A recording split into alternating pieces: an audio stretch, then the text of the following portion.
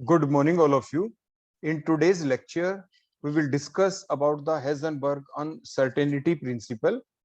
That particular principle is given by the scientist, that is the Heisenberg, and he tells about a word that is the probability in the chemistry. Chemistry के अंदर जो probability word आया वो कहाँ से आया? From that principle, that is the uncertainty principle. के means certainty नहीं रही, किस चीज की certainty नहीं है, वही explain की scientist ने जिसका नाम था हेजनबर्ग.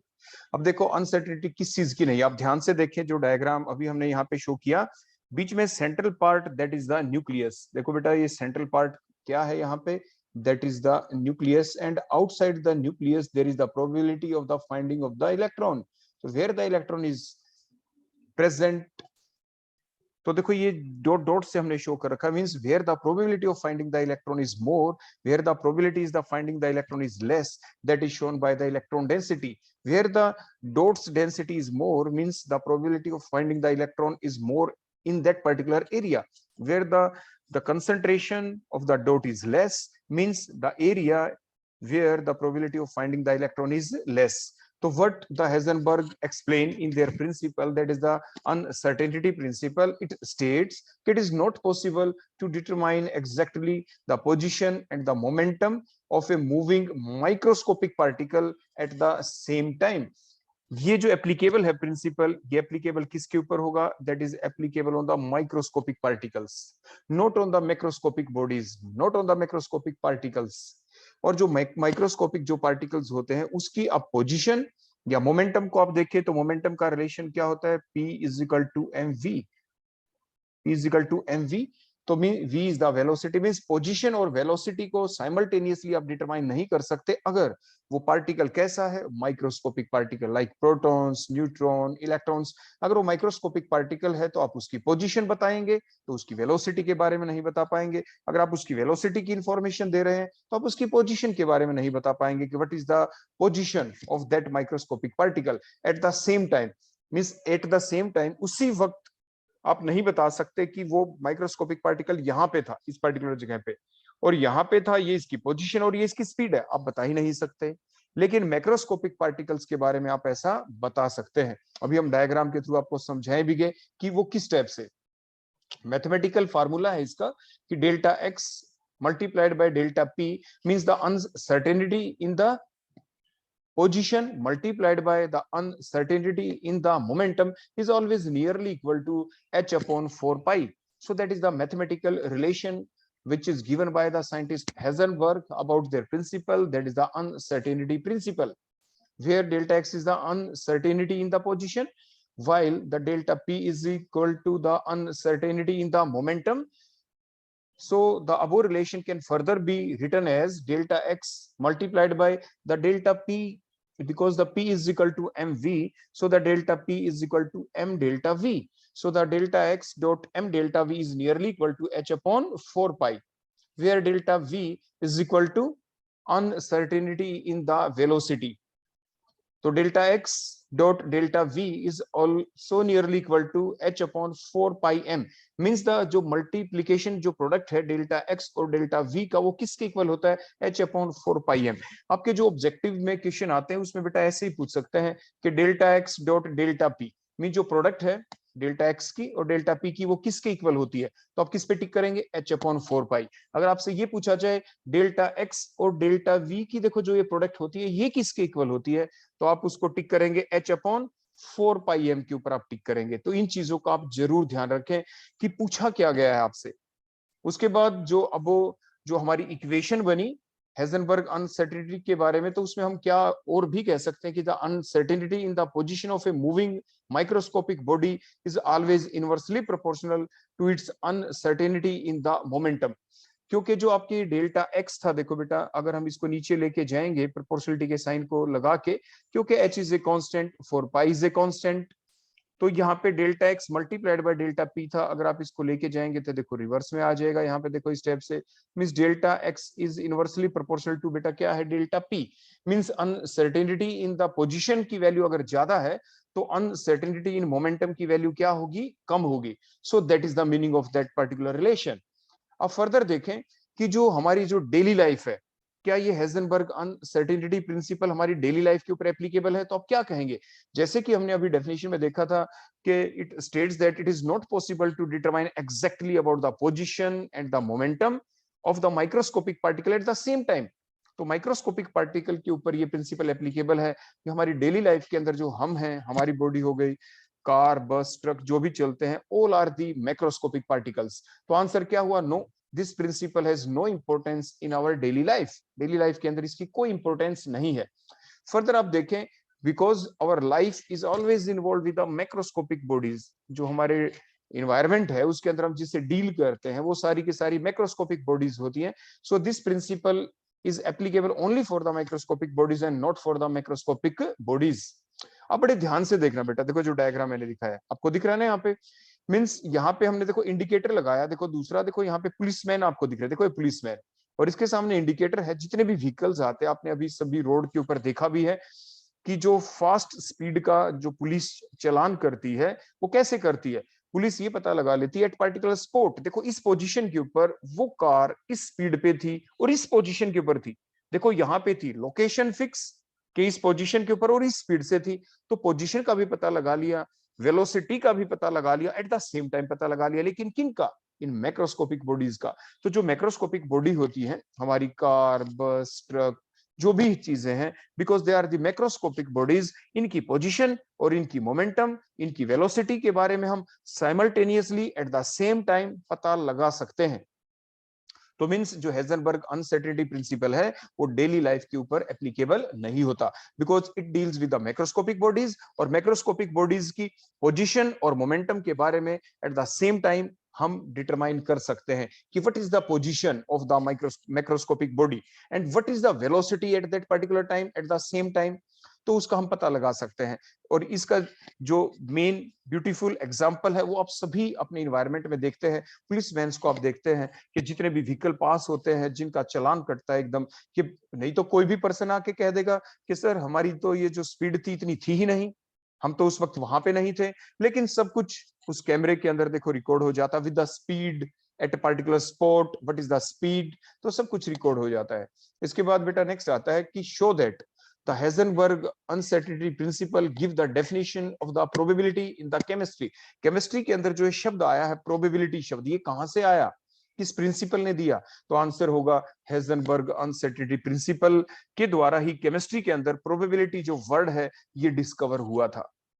तो means according to the Bohr's model of atom, तो हमने देखा था कि the electron is revolving the circular path. जो इलेक्ट्रॉन था वो कहां पे रिवॉल्व कर रहा था? इन द सर्कुलर पाथ, कि ये फिक्स्ड पाथ है, इसी में रिवॉल्व कर रहा है। लेकिन according to the Heisenberg uncertainty principle, it is not possible to locate exactly the position of the electron. हम इलेक्ट्रॉन की एग्जैक्ट पोजीशन तो बता ही नहीं सकते, where it is moving around the nucleus, कोई फिक्स्ड पाथ नहीं होता इसका अकॉर्डिंग टू दैट वन। जैसे आप इस डायग्राम में भी देखें कि बेटा बीच में तो देखो कौन है ये, यहाँ पे ये है न्यूक्लियस, और उसके बाद देखो आप अपनी नजर लगाए रखना और बाहर आप देखो एक रेड डॉट आपको दिख रही है, देखो मूवेबल, देखो इसी एरिया में जो डॉट दिख रही है ना, आप यहाँ पे बड़े ध्यान से देखते चले जाएं, आपको एक रेड डॉट की देखो मूवमेंट दिख रही है। That red dot is nothing, that is the electron. वो हमने इलेक्ट्रॉन को शो कर रखा है। आप ध्यान से देखें, रेड डॉट कभी इधर, कभी राइट, कभी लेफ्ट, कभी ऊपर, कभी and so on every direction में, that is the movement of the electron. Movement of electron को हमने इस टाइप से शो कर रखा है, तो उसकी पोजीशन कोई फिक्स नहीं है। आप यहाँ पे देखें, देखो इलेक्ट्रॉन्स कैसे मूव कर रहे हैं, बीच में जो सेंट्रल पार्ट है, देखो ये जो इतना पार्ट है, what is that? That is the nucleus. और ये बीच में कौन है? These are the protons and the बोलो कौन? आपके न्यूट्रॉन्स। और बाहर कौन मूव कर रहे हैं? These are the electrons. ये क्या है बेटा? These are the electrons. तो ये किसने बताया था डिफरेंट पाथ के अंदर जो मूव कर रहे हैं? ये बताया गया था, बोलो किसने? ये था आपका बोहर्स मॉडल, जिसने बताया था कि वो डिफरेंट पाथ के अंदर आपके मूव कर रहे हैं। And we think about the possible space where the probability of the finding the electron is maximum। हम सिर्फ वो स्पेस की बात कर सकते हैं कि हाँ, that is the space where the probability of the finding the electron is maximum। और उसी स्पेस को आप क्या कहते हैं? that is the orbital, उसे आप orbital कहते हैं। Hence the uncertainty principle introduced the concept of the probability in the chemistry। इसलिए हम कह सकते हैं कि इस प्रिंसिपल के द्वारा ही जो प्रोबेबिलिटी वर्ड है वो केमिस्ट्री के अंदर आया। नेक्स्ट इंपॉर्टेंट पॉइंट आता है बेटा, जो हमें एक्सप्लेन करना होता है।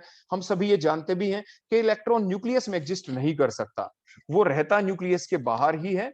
तो show that the electron can not exist into the nucleus, और इसको एक्सप्लेन करना है using the Heisenberg uncertainty principle की हेल्प से। तो मैं जो हेजनबर्ग अनसर्टेनिटी प्रिंसिपल, उसके बेसिस पे हम क्या जानते हैं? हम ये तो जानते हैं कि उसका फार्मूला क्या था, delta x multiplied by delta p is nearly equal to h upon 4 pi. तो एक और बेसिक फैक्ट जो आपके 1 मार्क का क्वेश्चन एग्जाम में आ जाता है, आपसे ये पूछे what is the size of the atom, what is the size of the nucleus, तो ये तो आप जानते हैं ना कि एटम बड़ा होता है, एटम के बीच में न्यूक्लियस होता है, तो न्यूक्लियस छोटे साइज का होता है। तो मैं इस दो वैल्यू आपने हमेशा याद की है कि वन वैल्यू इज द 10 की power minus 10 metre, so that is the size of the atom. Another one, that is the 10 raised to the power minus 14 to 10 की power minus 15, that is the size of the nucleus, क्योंकि छोटा size होता है nucleus का। So what is the average size of the nucleus? The average size of the nucleus is 10 raised to the power minus 14 meter, so that is the size of the nucleus। तो ये जो nucleus है, ये आपका इसकी वो जगह है जहां पे प्रोटॉन्स और कौन रहते हैं, neutron, so that is the space. और न्यूक्लियस साइज का मतलब हमेशा क्या होता है, that is the radius. Atomic size कह दो, एटॉमिक रेडियाई कह दो, both are the same thing. और वो वैल्यू कितनी है, 10 की power minus 14 for the nucleus. If the, अब हम अज्यूम करके चलेंगे यहाँ पे, क्या assume that if the electron exist in the nucleus, अगर हम ये मान लें कि मान लिया, assume that the electron can exist into the nucleus, तो मींस न्यूक्लियस के अंदर रहने का मतलब कितने स्पेस में रहेगा, उसकी जो प्रोबेबिलिटी होगी पाने की वो कहां पे होगी, न्यूक्लियस के अंदर होगी। तो जो अनसर्टेनिटी इन द पोजीशन होगी वो कहां पे होगी, न्यूक्लियस के अंदर। Uncertainty in the position means उसके पाने की जो भी संभावना है, जो अनसर्टेनिटी पैदा हो गई कि वो कहां है, वो इसी स्पेस के अंदर होगी। अगर हम ये अज्यूम कर लें कि if the electron exist into the nucleus, तो फिर क्या शो करेंगे हम, तो फिर हम ये शो करेंगे,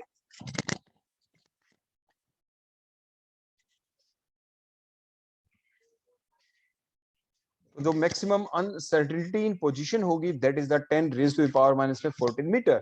सिमिलरली जो वेलोसिटी ऑफ द इलेक्ट्रॉन होती है वो ऑलमोस्ट हम कितनी लेके चलते हैं, 3 multiplied by 10 raise to the power 8 metre per second. ये माइनस साइन हम हटा देते हैं यहां से।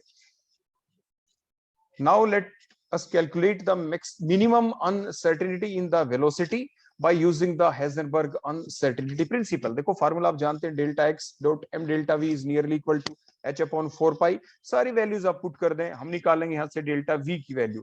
क्या निकालेंगे हम, डेल्टा वी की वैल्यू। तो जैसे हमने वैल्यू पुट की, डेल्टा एक्स की जगह बेटा हमने क्या पुट कर दिया, 10 raise to the power minus 14। M mass of the electron 9.11 into 10 की पावर माइनस 31 kg।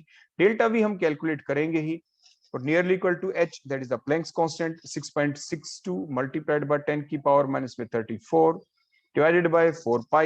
4 pi की वैल्यू 22 by 7 या 3.14 हम पुट कर देंगे। डेल्टा v की वैल्यू यहां से कैलकुलेट किया, and that comes out to be 6 multiplied by 10 की power minus 10 raised to the power 9 metre per second. Means जो अनसर्टेनिटी इन वेलोसिटी है वो इतनी वैल्यू आ जाती है अगर इलेक्ट्रॉन न्यूक्लियस में रहता है। If the electron is supposed to be present in the nucleus, then it will move with that particular speed। तो वो इस स्पीड से मूव करेगा।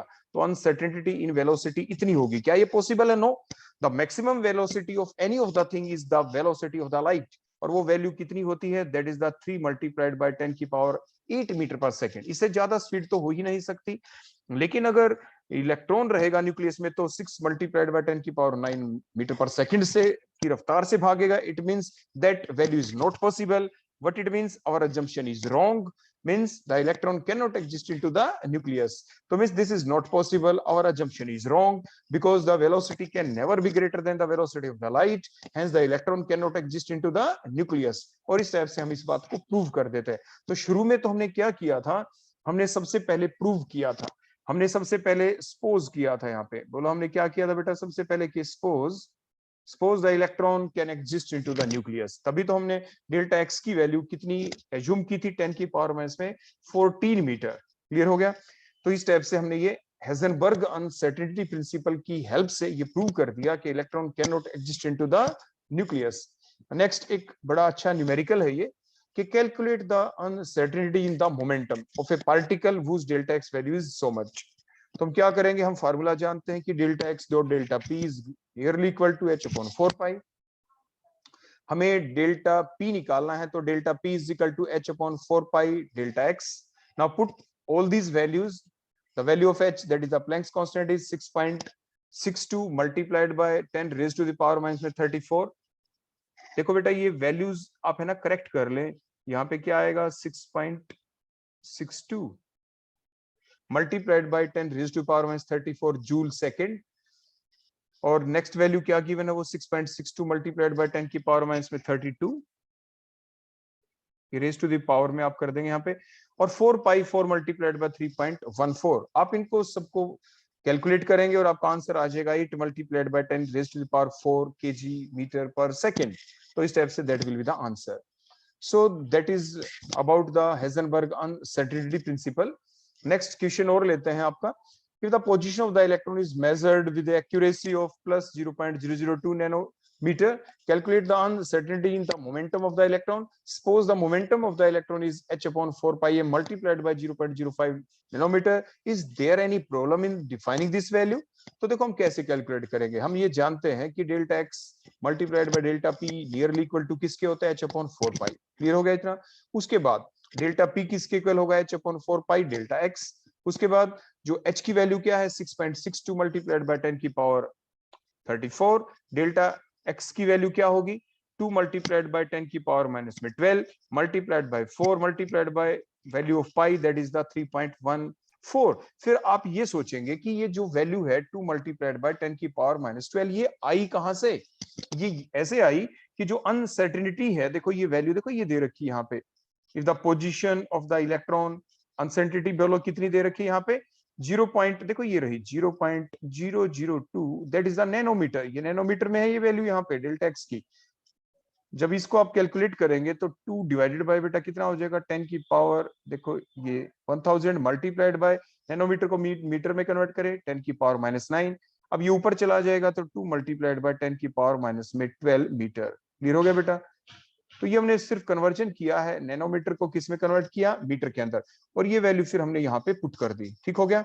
तो इसके बाद जब हमने कैलकुलेशन की आफ्टर दैट तो the answer comes out to be, देखो आंसर हमारा कितना आ जाएगा that is the 2.637 multiplied by 10 की पावर माइनस में 23 किलोग्राम मीटर पर सेकंड। आप कैलकुलेशन हमेशा ही जब भी हम आपको न्यूमेरिकल करवाते हैं तो आप कैलकुलेशन अपने लेवल के ऊपर भी जरूर करें। तो इन चीजों का बेटा आप जरूर ध्यान रखें। तो uncertainty in momentum of the electron वो वैल्यू कितनी आ गई that is the 2.637 multiplied by 10 की power minus 23 kilogram metre per second. Actual जो मोमेंटम है वो क्या है delta p is nearly equal to h upon बोलो क्या 4 pi delta x। 6.62 multiplied by 10 की पावर माइनस 34 आपने h की वैल्यू पुट कर दी। अब जो डेल्टा x है यहाँ पे, अब ध्यान दे देखो मैं क्या कह रहा हूं, जो डेल्टा x है यहाँ पे, तो डेल्टा x की वैल्यू आप क्या पुट करेंगे that is the 50 multiplied by 10 की पावर माइनस में 12 मल्टीप्लाइड बाय 4 मल्टीप्लाइड बाय 3.14। ये कैसे पुट किया, ये कहां से आई, आप ये चीज बड़े ध्यान से देख सकते हैं कि आई कहां से। देखो ये वैल्यू देखो ये दे रखी बेटा यहाँ पे दिख रही है ना ये, तो ये वैल्यू कितनी है that is the 0.05 nanometre means 10 की पावर माइनस में 9। क्लियर हो गया इतना। अब क्या करेंगे डेसिमल को हटाएंगे नीचे कितना आ जाएगा दैट इज द 100। तो 100 आ गया तो क्या आंसर आ जाएगा 5 मल्टीप्लाइड बाय 10 की पावर माइनस में 11।